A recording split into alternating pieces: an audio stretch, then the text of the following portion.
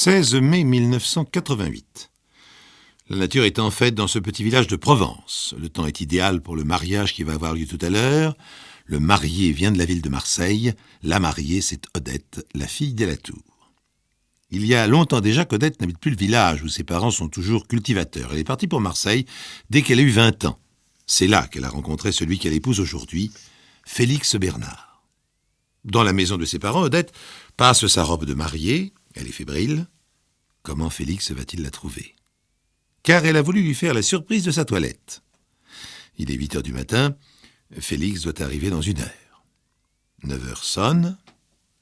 9h30. 10 heures. Toujours rien. Dans sa robe de mariée, Odette Latour arpente nerveusement sa chambre. Enfin, que se passe-t-il ? La cérémonie à la mairie devrait déjà avoir commencé. Pourquoi Félix est-il en retard ? 10h30. On a essayé d'appeler chez Félix Bernard, mais personne ne répond. La famille Latour est dans l'angoisse. On s'est renseigné auprès des gendarmes, mais aucun accident n'a été signalé sur le trajet entre Marseille et le village. La future mariée est en larmes quand le téléphone sonne enfin. Ce sont de nouveau les gendarmes. Nous avons des nouvelles de M. Bernard. Odette pousse un cri déchirant. Il a eu un accident, il est mort. Non, ce n'est pas cela. Il a été arrêté. Arrêté ? Mais mon Dieu, pourquoi ? Le gendarme hésite un instant et finit par répondre. Pour meurtre. Si par une extraordinaire coïncidence, Félix Bernard vient d'être arrêté le jour même de ses noces, les circonstances qui ont conduit à son arrestation sont peut-être plus extraordinaires encore. Pour les connaître, il faut remonter 6 mois en arrière. Novembre 87, Félix Bernard, 27 ans, représentant de commerce, établi à Marseille depuis plusieurs années, semble parfaitement heureux avec sa femme Anne-Marie, qu'il a épousée depuis 5 ans déjà. Pourtant, depuis 1 semaine, sa santé est inquiétante. Anne-Marie a toujours été vive, débordante de santé, justement, et elle ne s'est jamais plainte de quoi que ce soit, alors que son métier d'infirmière est souvent fatigant, surtout le service de nuit. C'est en rentrant du travail qu'Anne-Marie se sent mal pour la première fois, une lassitude générale, des nausées, un malaise indéfinissable. Félix lui conseille de se reposer en lui disant que cela va se passer. Mais l'état d'Anne-Marie ne s'améliore pas, bien au contraire. On fait venir le médecin de famille, qui, ne voyant pas bien de quoi il s'agit, prescrit des antibiotiques. Les jours passent toujours et l'état d'Anne-Marie Bernard continue à s'aggraver tandis que sa maladie reste toujours mystérieuse. C'est alors que le couple Bernard reçoit la visite d'un autre médecin, le patron d'Anne-Marie à l'hôpital, le docteur Lertin.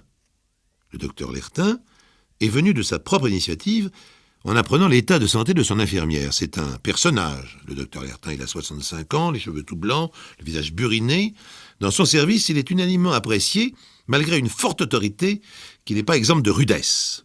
Or, de son côté, le docteur Lertin estime beaucoup Anne-Marie Bernard. Parmi toutes ces infirmières, c'est sans doute celle en qui il a eu toujours le plus confiance.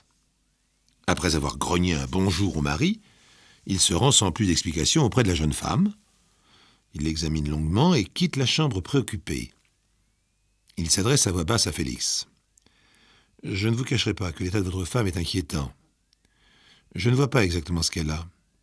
Je pense que le mieux serait qu'elle vienne dans mon service. » Félix Bernard fait la moue. « Écoutez, ne pourrait-on pas attendre un peu ? Je préfère continuer à soigner Anne-Marie chez nous. L'hôpital, c'est son lieu de travail. Elle se sentirait certainement déprimée de s'y trouver comme malade. Bien. Je reviendrai demain. Et si elle ne va pas mieux, d'accord ou pas d'accord, je l'emmène. » Le lendemain, il est trop tard. Anne-Marie Bernard est morte. Le médecin de famille met le décès sur le compte d'une intoxication alimentaire, mais à vrai dire sans grande certitude. À l'enterrement de sa femme, Félix Bernard est l'image même de la désolation. Le docteur Lertin, qui assiste aux obsèques, lui ne peut s'empêcher d'être troublé. Cette mort lui déplaît. Il trouve que le médecin de famille a été un peu vite en signant le certificat de décès. Il se reproche de n'avoir pas été plus énergique quand il a demandé au mari d'emmener la jeune femme à l'hôpital. Bien sûr, cela n'aurait peut-être rien changé. Il était sans doute déjà trop tard. À moins qu'elle ne soit morte précisément à cause de ce qu'il a dit à Félix Bernard. Oui, Plus il y réfléchit, plus cette mort lui paraît suspecte. L'attitude du mari qui tenait absolument à soigner sa femme lui-même est décidément étrange. Dans quelques semaines, le docteur Lertin aura 65 ans et s'en ira à la retraite. Alors, en quittant le cimetière, il a pris sa décision. Il sait comment il va occuper ses loisirs. Il va se transformer en détective privé. Il va essayer de tirer au clair les causes de la mort d'Anne-Marie Bernard. Janvier 88. Dès le lendemain de son départ de l'hôpital, le docteur Lertin monte dans sa voiture et se rend au domicile de Félix Bernard. Il se gare à quelque distance de son immeuble et attend. Il ne sait pas exactement ce qu'il cherche. Compte sur la chance. Vers 11h du matin, il voit Félix sortir de chez lui. Il tient à la main une petite valise. Cela n'a rien d'étonnant, il part sans doute pour un de ses voyages de représentant de commerce. Le docteur n'a pas un instant d'hésitation. Dès que la voiture de Bernard démarre, il part à son tour, sans savoir où cela pourra le conduire. Le docteur Lertin s'apprêtait éventuellement à traverser une partie de la France. Mais à son grand étonnement, au bout de quelques kilomètres, la voiture s'arrête. On est toujours à Marseille, dans un autre quartier de la ville. Félix Bernard entre dans un pavillon et n'en ressort pas. L'ancien médecin attend toute la journée au volant. Le soir, il décide de rentrer chez lui et de revenir le lendemain matin. Le lendemain, à 7h, la voiture du représentant de commerce est toujours là. Le docteur Lertin sent que dès le départ, il vient de faire une découverte importante. Il suffit de continuer la surveillance sans relâche. C'est ainsi que, les 2 jours suivants, le médecin voit une jeune femme, une jolie brune, sortir du pavillon, puis Félix lui-même, puis tous les deux, bras dessus, comme un vieux couple. Le 3e jour, enfin, Félix Bernard monte dans sa voiture, sa valise à la main.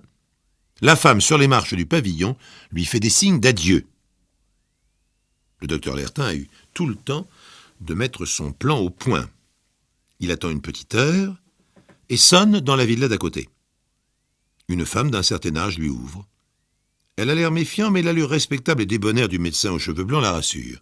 Le docteur Lertin semble très ennuyé. « Oh, je suis désolé, madame, j'arrive de l'étranger, je croyais que c'était ici qu'habitait mon ami Félix Bernard. » La femme secoue la tête. « Vous ne vous trompez pas de beaucoup, c'est juste le pavillon à côté. » Le médecin hasarde une question. C'est le seul moyen de savoir la vérité.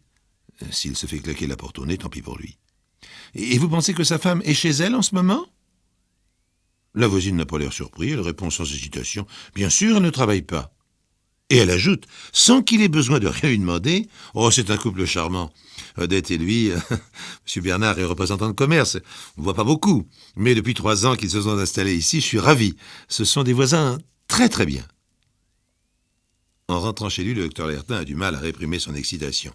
Ainsi, Félix Bernard avait une double vie. Depuis 3 ans, il avait une maîtresse, et profitant de son métier de représentant de commerce, il passait quelques jours tantôt chez elle, tantôt chez sa femme. Alors bien sûr, c'est un indice, mais ce n'est pas encore suffisant pour prouver sa culpabilité. Il décide de continuer à observer tous les faits et gestes de Félix Bernard. Pendant plusieurs semaines, c'est une tâche fatigante et inutile. Manquant plusieurs fois de se faire repérer, l'ancien médecin le suit dans tous ses déplacements. Il ne note rien de spécial, à part ses visites régulières chez sa maîtresse Odette, qui ne lui apprennent plus rien. Pourtant, un jour de mars 88, il voit Félix Bernard entrer au siège d'une importante compagnie d'assurance et en ressortir au bout d'une demi-heure, l'air satisfait. Peut-être cela n'a-t-il aucun rapport avec l'affaire, mais le docteur décide d'en savoir plus.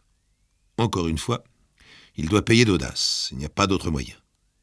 Il entre dans l'immeuble et demande à voir un responsable.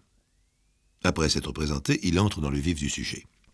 J'ai eu l'occasion d'examiner Mme Bernard lors de sa maladie. Je dois dire que celle-ci m'a paru suspecte.